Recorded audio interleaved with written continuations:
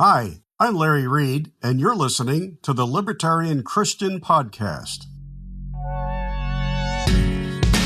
Welcome to the show that gets Christians thinking about faith and politics. Get ready to challenge the status quo, expand your imagination, and tackle controversy head on. Let's stand together at the intersection of faith and freedom. It's time for the Libertarian Christian Podcast. Welcome to another episode of the Libertarian Christian Podcast, a project of the Libertarian Christian Institute. I'm your host, Doug Stewart, and today we're going to answer the question, who will build the roads? And I've got Norman here with me. Hey, Norm. Hey, Doug, but if we're just going to talk about who's going to build the roads, I mean, we can't just say the market's going to do it, and then we can be done, right? Oh, yeah. All right. Cool. Thanks, everybody, Thanks, for everyone. being on our episode, and we hope you'll join us next time. Thank you for listening to another episode of the Libertarian Christian Podcast. Okay, just kidding. We're not actually going to do a very short episode, just having a little bit of fun. But we did want to address the question, who will build the roads? Because, of course, this is, this has actually become so much of a common question. It's actually a joke. It's a meme. It's a meme. It's a joke. It's just like what we do. Who will build the roads? And then it becomes who will deliver the pizza or whatever. Like, there's just always like, well, who will do this if it weren't for the state? And so it got me to thinking, and I thought, Norm and I could talk about this a little bit. I just had a thought experiment and I want to kind of do this because there are a number of things that everyone says, well, you got to have the government doing schooling. You got to have the government, making sure that people are licensed properly to braid hair. You got to have the government for national parks or just parks in general, or libraries, or of course, roads. And I thought, well, if that's really all you want, like if you just could only, if you had to pick one, which one thing could you live with the government doing? And I would be okay, like in an argument with somebody, I would just be like, yeah, sure. If you want the government to build the roads, great. That's like 9% of our budget is infrastructure of the federal government. It's like, well, now we got a 90% smaller state. Yeah. I'll take that deal. Yeah, that's the thing. It's like, it's got to be, the caveat is you got to get rid of everything else. Right. Correct. Now, obviously we at some point, let's say we lived in that world, then we'd all realize the government is probably terrible at building roads. Yeah. But Norm, what would be the one thing in the list of things I just kind of mentioned that you'd be like, I could live with the government doing that? I think mine would probably be one that you didn't actually list, but what comes to mind for me is libraries. Because I mean, frankly, I like libraries, and I don't think that they're that mismanaged per se. I mean, they can probably be done more efficiently, but if that's the only thing that the government had going for it, yeah, I'd be okay with that. You could get rid of everything else. Yeah. Well, you'll also notice that there's like a negative way to ask this question. It's like, well, if the government had to have its hands on only one thing, which would be the least important thing? Because we know the state would mess it up. And so I really don't want education messed up. I don't want healthcare messed up. I don't want all kinds of things. I don't want business life messed up by an institution through coercion. So we could talk about all of these things, and we're going to kind of go through them, with some answers here. But just a thought experiment. Like if you had to live with one, just think about what you would live with. So who will build the roads? We're going to get to that and answer that question, but I'm going to make you wait till the end because, of course, that's why you tuned into this episode. So let's talk about primary schooling. Okay. So I know that right now people like Bernie Sanders and Elizabeth Warren and basically every leftist wants to give quote unquote free education, paid for college education to everybody. Okay. And yet there's a debate over whether college education should be paid for by the state or the federal government. But there's not a whole lot of people debating whether or not the state should provide education for your and my kids who are much younger. But libertarians make that argument. And there are people walking away from publicly funded or government funded, mandatorily funded, I should say, schooling coercively funded. There we go. There's all kinds of people like walking away from that and choosing an alternative. And it's not it doesn't quite have the stigma it used to, because people are making those decisions for non-religious reasons and so forth. Well, and the results are really good too. Yes, and the results are really, really, really good. Not in every place, of course, but in so many places, the option to school in a different way has led to greater results. So this one, we'll just kind of start with possibly an easy one. Like, well, if the government doesn't provide education for everyone, whether or not they choose to partake of it, then what will happen? Who will educate our kids? That's really the question. It's like, well, you can't have government not schooling. I mean, education is critical. I mean, it's so important to the development of our culture, to the development of our society, technology. I mean, we need to innovate and all these other things. I mean, I shouldn't have to explain all the arguments for why people say education is so important. Duh, we believe education is important.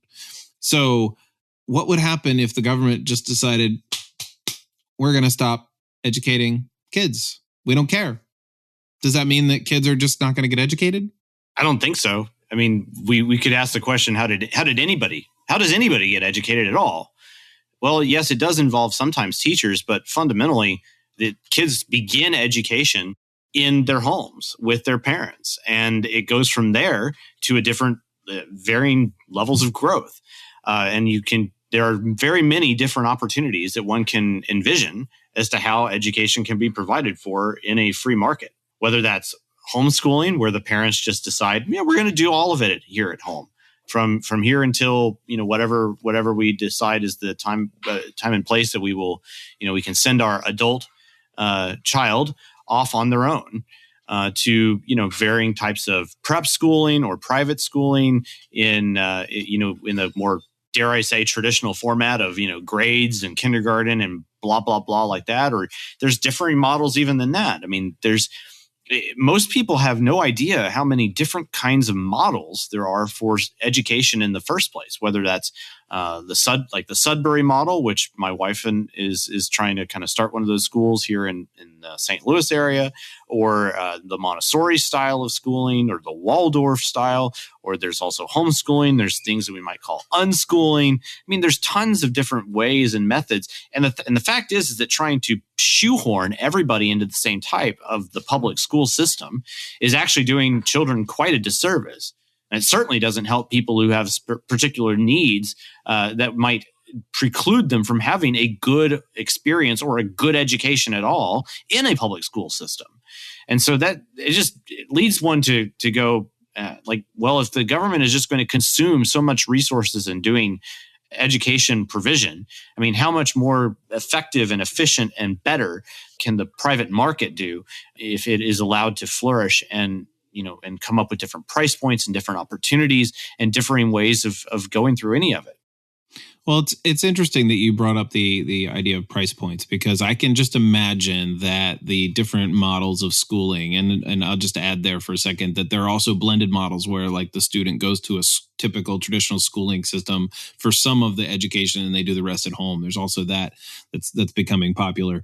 But I can imagine that, if we have a listener saying, no, it's more important than that, this can't be, but because what about all the kids who can't afford, or whose parents can't afford to make these choices? It's sort of like, it must be nice to buy everything organic because, you got to be able to afford those kinds of things. And so it is the ability to choose between all those different types of schooling options and kind of opt out of the compulsory schooling of the state, something that is a luxury good at this stage in America, at least. So the thing is, what about the poor kids? Because they can't afford to do that. I think the way we begin to answer that is just to look at the opportunities that are available now if you choose truly to take responsibility for your children's education. And I think that actually is a crucial component here that's kind of perhaps somewhat ancillary to this part of the discussion. But in asking the question, who will educate my children, you're kind of betraying a fundamental point here. And that's that apparently you may not really consider it that it is your responsibility to take charge of the education of your children. Right. And that's probably a question that needs to be emphasized more and more in today's era, where people are looking to divest responsibility for for their children and for varieties of other things that they should be responsible for, and then passing off that responsibility to the state. Okay, so I'm going to make an economic argument, not quite an argument per se, but I could come back with an economic argument that says, yes, fine, it's my responsibility to do that. But is it my responsibility to be the role of teacher? Shouldn't specialization come into play here, where I know for certain that it would be way better time spent me earning money and paying somebody else to educate my children? And that could be specific educational needs or the general education. Well, Doug, that is a natural extension of the argument, I suppose, and that's fine. But that's kind of asking a somewhat different question. Instead of just saying, well, who's going to do it? It's instead asking, how will I be able to ascertain or come to a conclusion of who I will select to educate my children? How will the market work? Can the market work in this regard? Now, that is a different question on some level, because now we can kind of talk about, all right, well, how does the market work to provide any good or service? Well, it's about supply and demand, and if there is a demand, then the supply will come out and kind of be there to meet it. Now, in this specific case, if there's a variety of different price points even available for varying types of schooling, then there'll be a variety of different opportunities that will be available for both people who are of the more wealthy groups and for the more those who don't have as much, for those who are poor. Those opportunities abound. What is amazing is that, especially in today's day and age, more than any point in history, are there opportunities for free education, especially in the internet age. Like it's just unbelievable the amount of things that you have opportunity to learn right now via YouTube alone is probably greater than most libraries ever have had in their possession. That's insane when you start thinking about it. So there's really no substantial argument that can be made that the only way that we're going to be able to get substantial education and good education in the United States today is if the government has control over all of it. That just doesn't make any sense. Yeah, we don't apply that reasoning to a whole lot of other things. Yeah. And I know many people try to do that with healthcare, but one of the things that it's actually on our FAQ page on libertarianchristians.com/FAQ, that education, it's so complex and it hasn't been changed in about 100 years. I mean, school buses don't even look different. Which automobile that you grew up riding around in, Norm, looks exactly the same as it? Well, I guess those automobiles do look exactly the same, but you know what I mean? New automobiles look the same as look the same as old, but school buses seem to look the same. I drive 20-year-old cars, so I mean that's just the way it works. I'm getting there. So education hasn't really changed very much. Now it's starting to with the advent of the internet and a lot more opportunities where the internet has reached, the suburbs in high-speed internet has reached those that are beyond the cities. And it seems like there's a lack of imagination as to how could it work. Well, that's true. But when Doug, we're so used to what's already happening. Doug, you could kind of adjust what you just said, though, and say, like, perhaps we have seen a greater shift in opportunities and styles and methods of education in the last 10 years or 15 years, perhaps, than has ever been experienced in the history of mankind. I mean, that's on the verge of, that's pretty true at this point. Oh, yeah. And so we could say that there is no better time than now to eject the federal government and governments in general from the management of education. Yeah. Because of the innovations that are before us. Yeah, I mean, you obviously don't have to convince me. But I get that. But the point is, like, we can, as our listeners get to frame their arguments for their, interlocutors at their dinner parties and churches or small group studies or whatever. These are the types of things to keep in mind. Hi, this is Carrie Baldwin of MereLiberty.com and a contributor here at the Libertarian Christian Institute. If you haven't heard, I'm debating Walter Block on the question of whether a woman has the right to evict or abort her fetus at any time during her pregnancy. This debate will be hosted by the Soho Forum at 3 p.m. on Sunday, December 8th at the Subculture Theater in New York City. Tickets for this event range from $12 to $24. Seating is limited and will likely sell out. Register now to reserve your seat. You can buy tickets at thesohoforum.org. To hear more about my position, you can visit my website at mereliberty.com/abortion. Okay, so I think we agree that education is something that is too important to be left up to the state to handle, and that we should advocate personal responsibility, even if that means outsourcing or whatever. But it's your job to educate your kids and find out the best way to do that, and that's not the state's job. So we'll leave that and go to the next thing, because we were talking a little bit about what do we do with education with like kids who are poor. And so that naturally leads to maybe another question, which is, well, what about a safety net like welfare? Okay. And who will take care of the poor? And the first thing that I think of when I think of like, well, who will take care of the poor is, well, it's not like the government or the state at whatever level is taking care of the poor without people being in those positions. So who's going to take care of the poor?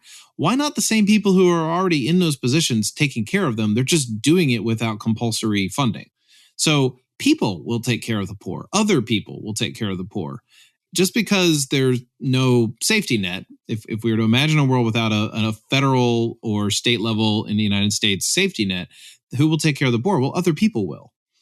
And you might think, well, wait, how do I know they will? What's my guarantee? And I remember Thomas Sowell answering that question, and it really stuck with me for, a decade now, that the fundamentals of liberty are incompatible with guarantees. And so when I talk with people about a social safety net and the kinds of things that we need to do to empower the poor and take care of the poor, I often will say that, because most people will be like, oh, well, voluntary charity just won't cover it. And even if that's true, there's reasons to believe that that's not really a true statement, because it's very difficult to measure. But even if that were true, that's not really your only two options. And I think we brought this up a couple months ago on this podcast, that in the past decade, I think it's been since 2007, so now it's 2019, there have been 271 million people in India who are no longer in poverty through market reform and basically market liberalization. So freer markets. Their markets have been freed, and now there are 271 million. That's a lot of people, guys. Like, that's nearly the population of the United States at the turn of this millennia. Yeah, like I'm actually getting chills about this. Like we live in such an amazing time that we've been able to observe in the past, my lifetime. Okay, so almost 4 decades, we've been able to witness population growth and poverty decline in just major strides. Okay, it's probably not inconceivable to believe that absolute poverty as we define it today will be gone in the next 20 years. That doesn't mean there won't be people who are poor and less off. Not saying that. But the question, to kind of keep it back to what our goals here for this episode are, like, who will take care of them? Well, part of it is the market will take care of them. And I don't mean to say that in a way that's like, oh, well, the market will take care of them. I don't really care about the poor. That's not really what I mean at all. Yeah, it's not just magic here, No, it's not magic. It takes people who care.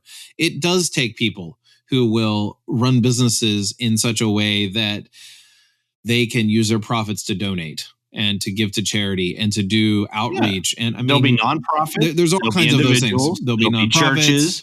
I mean, there's all sorts of ways in which the poor can be taken care of.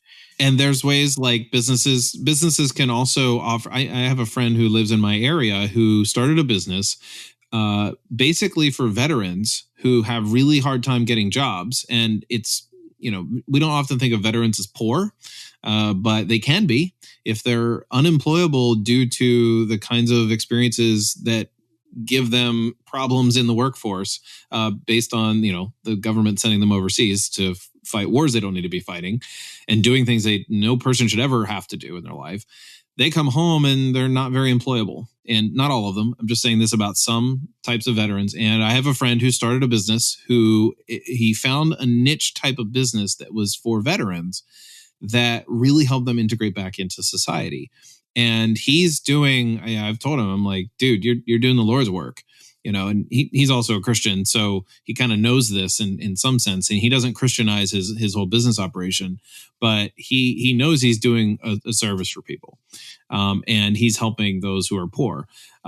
There's just so many options there, but I think it's really unfair to say that it's either charity or the state doing it. Lack of imagination. Yes, it's evidence of an impoverished imagination. Yeah. So one thing that I always want to mention to people who are against welfare, and when I say against welfare, what I mean is they don't think the state should have a social safety net. Okay, so one thing that I always want to say to people who already agree with us about this, that this is in the world we want to live in, we wouldn't want the state doing that. It's very easy to demonize the people who are receiving it. And I want to be clear that I don't ever want to belittle somebody or make them feel less than for receiving the kind of assistance that they need and have opportunity to need, because they are trying to better their lives. And the government may have crowded out real libertarian ways in which they could be helped. And the government may have also kept them from getting better faster and from enabling themselves. Okay. So there are all kinds of things that the government is getting in their way, but that doesn't mean that they haven't made the best of a situation that we already deem as not ideal. And so I don't want to belittle or begrudge anybody for seeking help in ways that have that opportunity for them. And by that, I mean people who are poor. I don't mean businesses seeking extra subsidies in that kind of welfare. That's not what I'm talking about. So we need to be clear that when we make claims about the kinds of people who are receiving welfare, that we have our data correct. And so we just lay off the ad hominem, if you will, when you're arguing with people about the welfare recipients. The other thing is, this is one of the two things that I actually throw out to people. I'm like, listen, if you just want people to use statist, if you want people to just not be destitute and you need roads, great. We got an 80% smaller government. Yeah. When do we sign me up? Because if again, not proposing that, but accepting that as if that's really your concern, we're done here. But that's not really what happens, of course, because then what we have is people saying, well, but we need to make sure that people are doing work that the government approves of and they're capable of doing. So we have licensing laws so that people who want to break hair. You segued to that so naturally. It was excellent. So excellent. Thank you. So that people who... Occupational licensing. Yes, that's what we're talking about. This is like the most egregious. I don't know. This just irks me the most because it's just so blatantly stupid.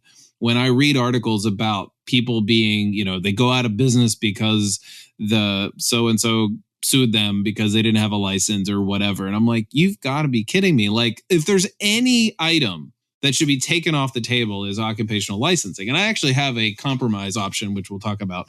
But if there's one item that keeps people poor, it's not letting them do work that they can do and want to do and are proud of doing. There's the argument for occupational licensing tends to be at a very high level. Like, well, if you didn't have occupational licensing, then you'd have people doing medicine without a license. You'd have doctors claiming to be doctors and they wouldn't actually be doctors or things like that. Funny thing is, we still kind of have that. Well, that's true. I know it. In fact, but that's a whole nother story. But the point is that we kind of throw this out there as like, oh, well, the worst thing that could be is if the doctor decides or somebody claims to be a doctor and yet is not. But frankly, that's a very difficult thing to pull off. But the ancillary or downstream effect is that, well, if the government just gets the opportunity to regulate and license all sorts of different occupations, then there ends up being these massive negative effects that not only affect the medical industry and the actual practice of doctors, but also so many other things that the government has no business really being in the first place, and that demonstrably make people poorer as a result. And so there is not a need for the government to deal in all sorts of different occupational licensing. We'd even argue that there's no need for them to be in it at all, for that matter. But in particular, we can think about things like, as you mentioned, hair braiding, or there's a variety of other things. And I mean, look, in my own scenario of engineering, I know what the quote licensing looks like in that field as well. And that's really unfortunate. There's all sorts of ways in which the market already deals with this well. It doesn't need the state to regulate it. Yeah, licenses are the states taking away your right to do something and then selling it back to you. Yeah, it's a great way of putting it. Yeah, I wish that originated with me, but I read that, I'm sure, in a meme somewhere on a libertarian Facebook page. Yeah. But I have a compromise to this, to people who argue that we need these kinds of laws. And again, it's one thing to say you should be allowed to braid hair without a license. It is quite another. I realize that this goes down a slippery road in some ways, but it is another to say it's okay to call yourself a doctor and not really be a doctor. That's not okay. But there's an answer to this, I think. And one time I was filling up my gas tank. And because in my state, we're free to do that ourselves. I was filling up my gas tank, waiting there, and I'm like reading the side of the gas tank thing, and it said that that basically it didn't pass inspection. That was basically like the sticker that was on the gas pump. And there I was pumping gas in a failed inspected gas pump. And I thought, wait a second, they let them do this? And that was my first thought. I was like, really? Like they actually let people run without this? And I thought, well, my goodness, this is exactly how this whole licensing thing could be. This is like a really good compromise in my mind. It's like, okay, fine. So the compromise is basically this. Instead of, and again, I'm compromising here. I'm not proposing this as a libertarian proposition, but it's closer to giving people more freedom. It's basically let the consumer know, because that's really the whole thing here is consumer protection. That's the whole guise of this. It's like, oh, well, we got to protect consumers from, going under the knife by somebody who's not really a doctor, or getting their hair braided by somebody who's not I don't know if there's a professional term for it. So consumer protection, right? So make it the law that they just have to show what their credentials are. And those credentials can be, I don't know. We can figure that out because there's all kinds of market credentials. I mean, how many times have people said that they have this and that degree when, it's like, oh, okay, well, now I trust them, right? So there's a lot of ways to build that respect and status.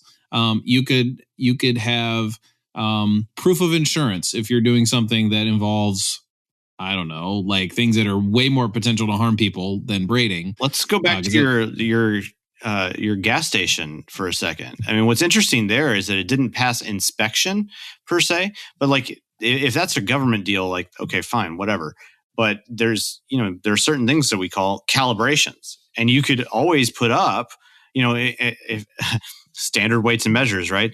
In fact, like for instance, if you have a high value analytical balance in your lab or something like that, you often will have somebody from the company that made it come in and like calibrate it, and then they'll put a sticker on it, and it'll say calibrated on this date and expires on this such and such a date. And that's the idea there is that they kind of know. Well, I mean, they want you to pay them to come back eventually and recalibrate, but that's a good thing.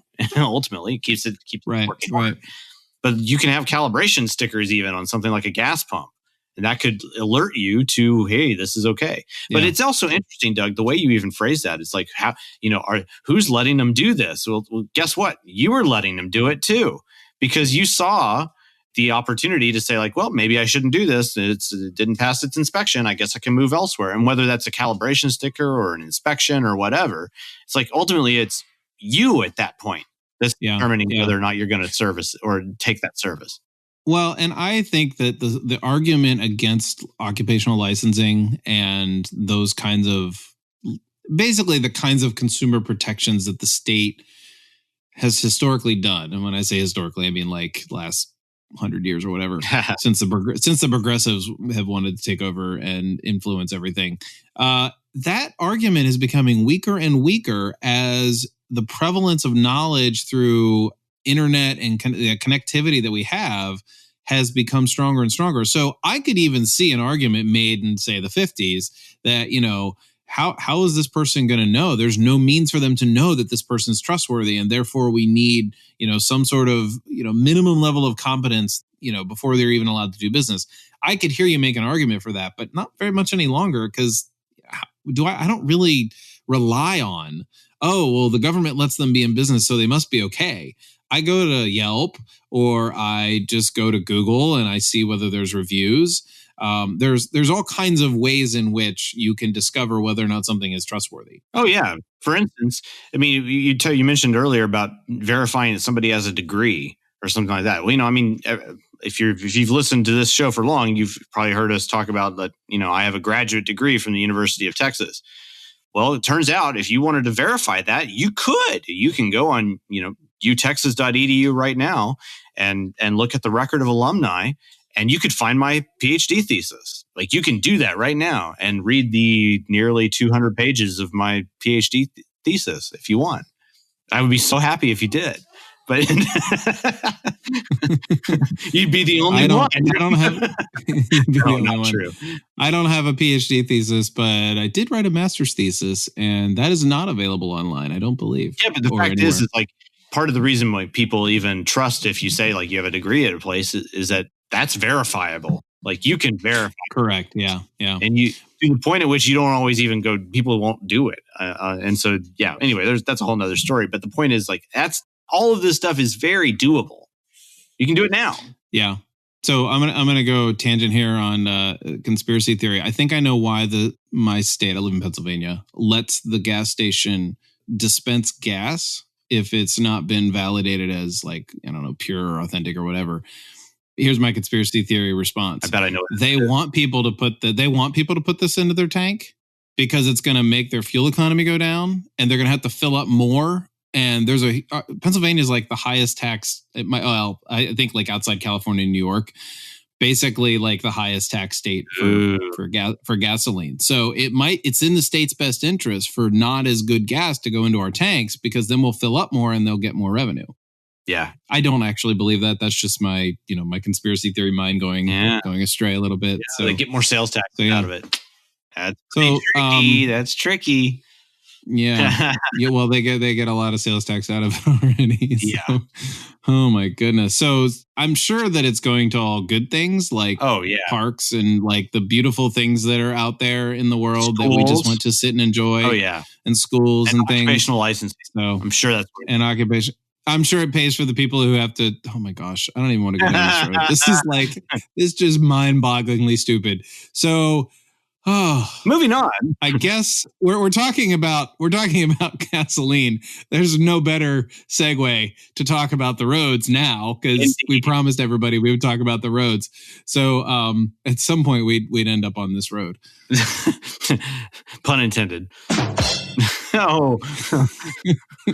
First sound effect in like 100 episodes, I think. Yeah, ever. Yeah.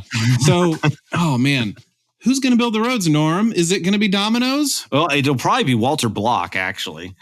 But why do you say Walter Block? I know why you say that, and I bet you half of our listeners do. Yeah. But for the other half, why do you say Walter Block? Well, the why I say Walter Block is that Walter Block has written probably the greatest series of articles and essays and art and papers on this topic of how a free market road system works that you'll find available. And there's even a collected set of those essays you can get called The Privatization of Roads and Highways, Human and Economic Factors. It's published by the Mises Institute, and you can download it for free at Mises.org. So if you really want to delve deep, you go to that book. Because that's definitely a great way to do it. But there's all sorts of other, kind of shorter ways of going through the arguments. The chief of which is that, when it comes down to it, if there were any organization in the United States that was responsible for, thousands upon thousands upon thousands of deaths, people would be like calling for the state's head and making sure that heads roll as a result of as a consequence of those deaths. But if we start talking about highways, though, everybody just loses their minds, even though state highways are responsible for 30,000 or more deaths a year. And so kind of the initial argument that we should bring forward here is that, well, who is going to build the roads? Well, maybe we should be asking, why should the state build the roads in the first place if they're so bad at it that 30,000 people die every year on them? And so perhaps we can start there, but then also go with, look, how does any good or service get provided in the free market, and why does it survive? And that's when you start looking at just the basic economics of it. That a good or service is provided when there's a demand for it, and the suppliers go to meet that supply at a price that is acceptable to those people that are consuming it. And roads being as essential as they are in the modern society means that there's going to be a supplier for them. And in fact, so many roads are built ultimately with state funding, but by private organizations. So we know that it's not purely the state that builds them in the first place. It's that private organizations have to be recruited in order to do it from the start. So perhaps the next question then is, well, if they have to be recruited to build them, then perhaps there can be private recruitment to fund them in the first place. And can there be a successful business that's run on the idea of, well, privatizing a road system? And the fact is that there's completely conceivable ways by which we can envision how that might occur, whether it's by tolls or subscriptions of some kind. Any of those ways are possible.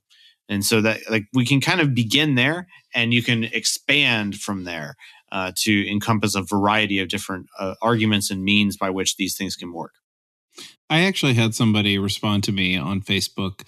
Well, if we had all toll roads, that would be immensely inefficient because I'd go 30 feet and I'd have a toll booth. Yeah, that's highly unlikely.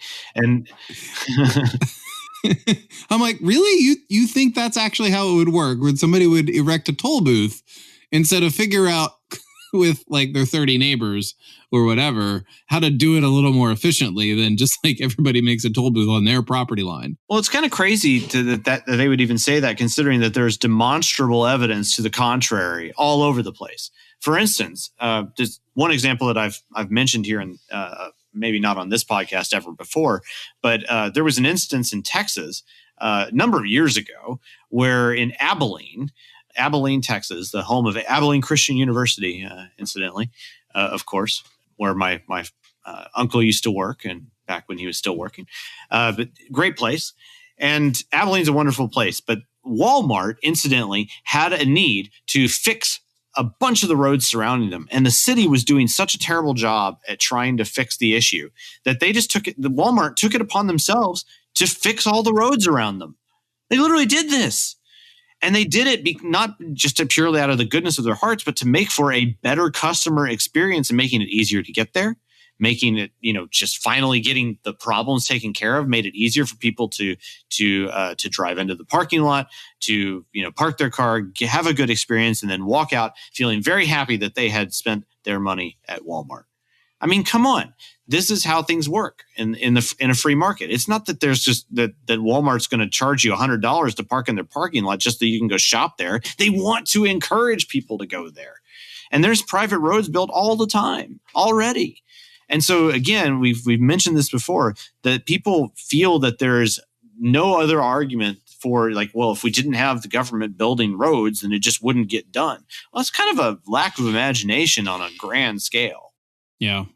Well, it's interesting you brought up Walmart because, and Amazon is sort of the new Walmart of our time right now, and being chastised as being too much of a monopoly, et cetera, et cetera. And it's like, wait a second. Don't you want the government to be a monopoly in these 16 different areas? Yeah.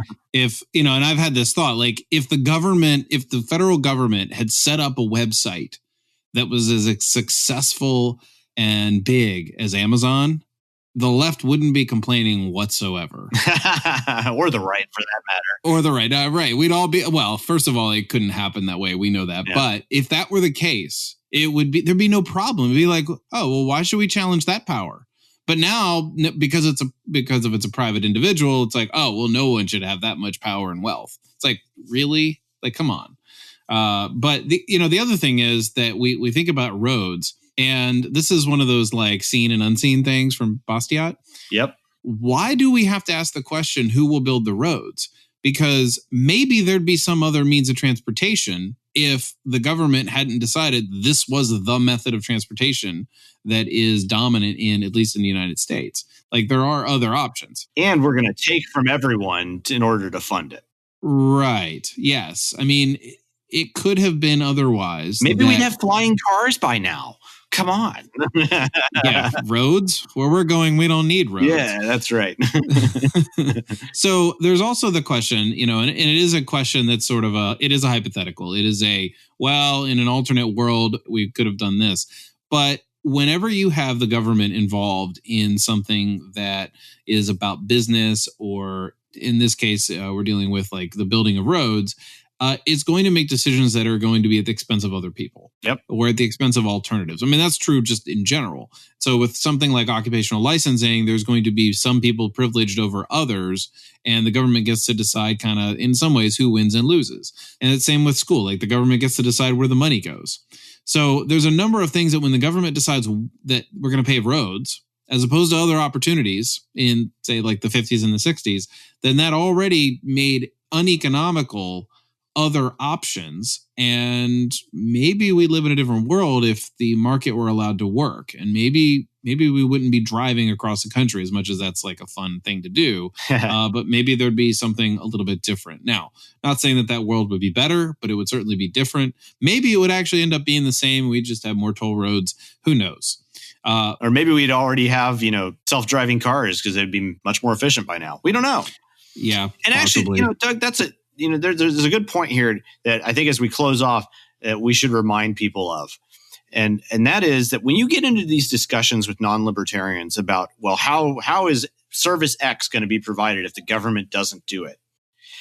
There is a sense in which if I could answer that to everyone's satisfaction in the world, in every instance of every service that you object to that would not be provided for by the state anymore, if I could answer all of that to your satisfaction, then perhaps what you should be doing is putting me in charge of it and having me run everything. But that's precisely what we do not want to happen, is to have any singular entity having control over all these things, let alone me of all people.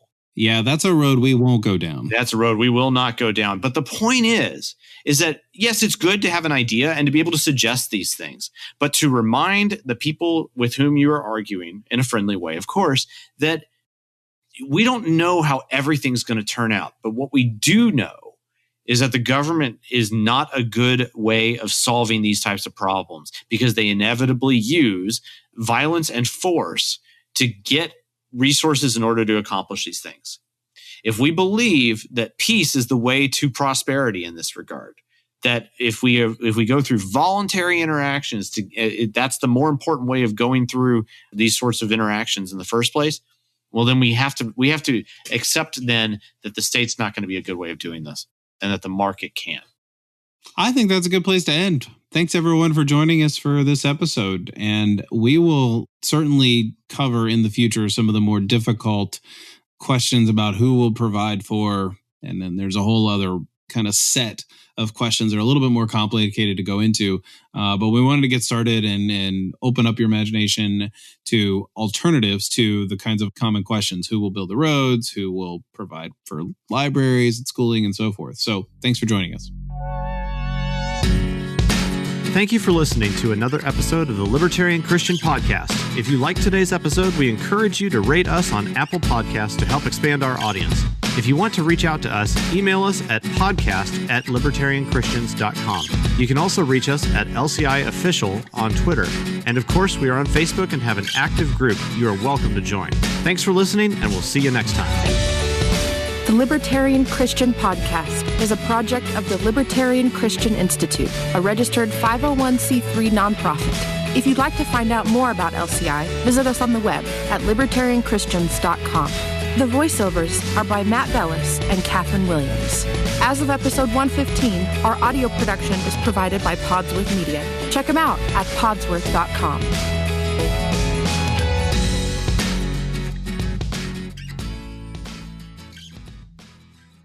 Hey, podcast listeners. Since you like listening to audio content, we wanted to let you know about a new audiobook titled Called to Freedom: Why You Can Be Christian and Libertarian.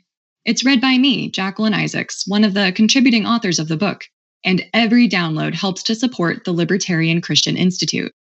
To learn more and to download the audiobook today, go to calltofreedombook.com.